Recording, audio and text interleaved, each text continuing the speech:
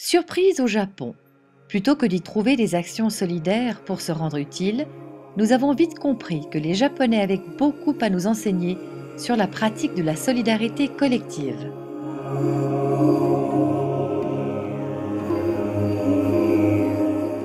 Vous serez invités à remarquer tout ce que la société a mis en place afin de soulager les populations les plus vulnérables, des femmes enceintes en passant par les vieillards, les handicapés ou les aveugles. La beauté est dans l'objet utilitaire ou dans une courtoisie inégalable des uns pour les autres.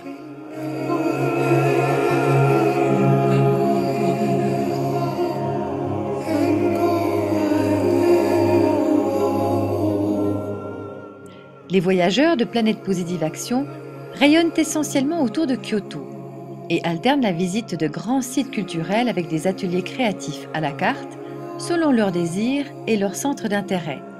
Origami, ikebana, art du bonsaï, méditation zazen, simulation d'un combat samouraï au sabre, atelier de céramique avec la création d'un bol recouvert de feuilles d'or, calligraphie japonaise, initiation aux instruments de musique japonais ou participation à une cérémonie du thé.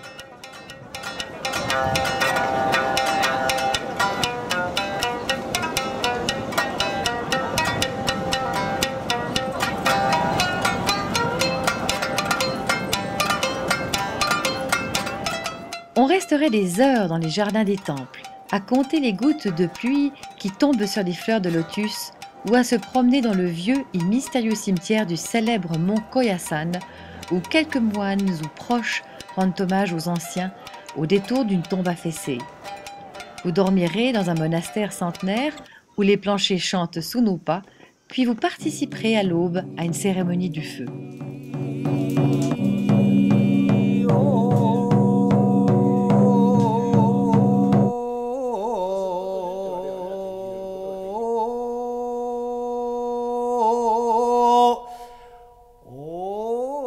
Vous pourrez également suivre des cours de cuisine avec des plantes sauvages ou des cours de fabrication maison de papier de riz.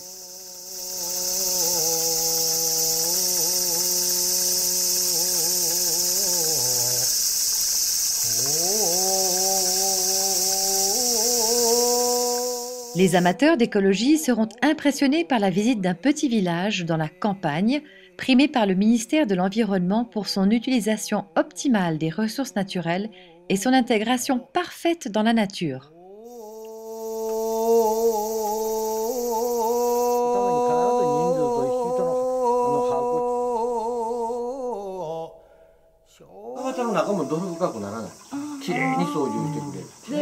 Il semblerait que cette eau est tombée sous la forme de pluie il y a plus d'une centaine d'années et après avoir longuement cheminé sous terre, la voilà qui ressurgit et à votre santé.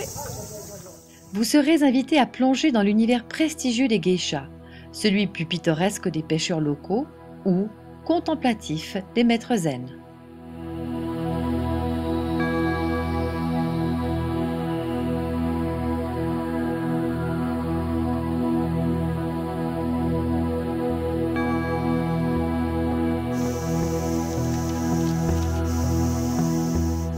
Il est dit que personne ne revient indemne d'une visite au pays du soleil levant.